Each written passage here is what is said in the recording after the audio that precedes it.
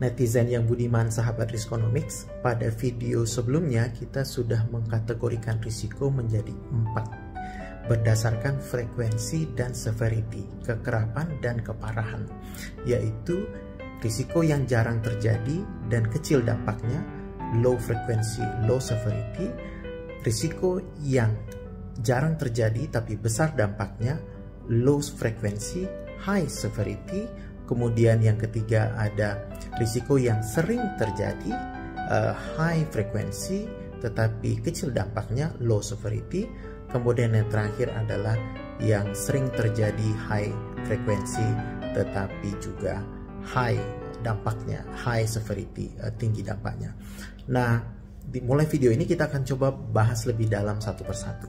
Kita mulai dulu yang paling mudah dan paling receh barangkali, yaitu yang low frequency, low severity risk, yaitu risiko yang jarang terjadi, jarang berubah menjadi kerugian, dan kalaupun terjadi berubah menjadi kerugian, kerugiannya kecil, dampaknya kecil secara fisikal maupun secara finansial.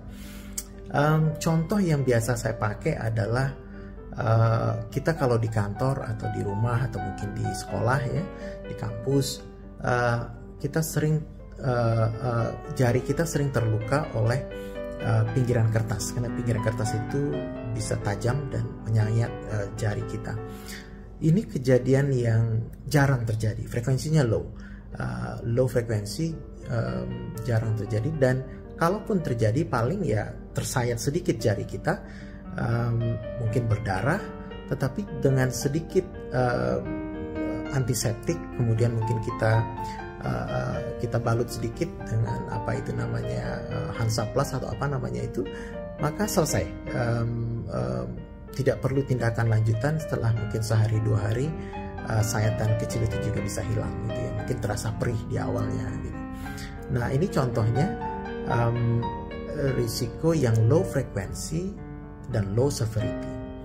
Nah, kalau untuk risiko seperti ini, apa tindakan kita yang paling pas? Yang paling pas adalah kita cuekin aja, kita abaikan, atau dalam bahasa Inggrisnya kita ignore saja gitu. Jadi ini kita mulai masuk ke ide bagaimana kita menghadapi risiko yang berbeda-beda itu. Jadi untuk risiko yang low frekuensi, jarang terjadi, kalaupun terjadi dampaknya kecil, nggak parah, low severity, ya udah kita cuekin aja. Kalau terjadi ya udah terjadi aja begitu ya. Maka kita abaikan sebenarnya. Artinya dengan kata lain kita juga menahan risiko itu. Toh juga kecil dan jarang terjadi gitu ya. Dalam bahasa Inggris disebut sebagai kita retain risiko itu. Nah, dari satu jenis risiko ini saja, low frequency, low severity, kita udah mempelajari ada 2 hal yang bisa kita lakukan dalam menghadapi atau mengantisipasi risiko, yaitu mengabaikan, to ignore, dan meretain atau menahan. Sekian dulu untuk risiko pertama, kita lanjutkan pada video berikutnya.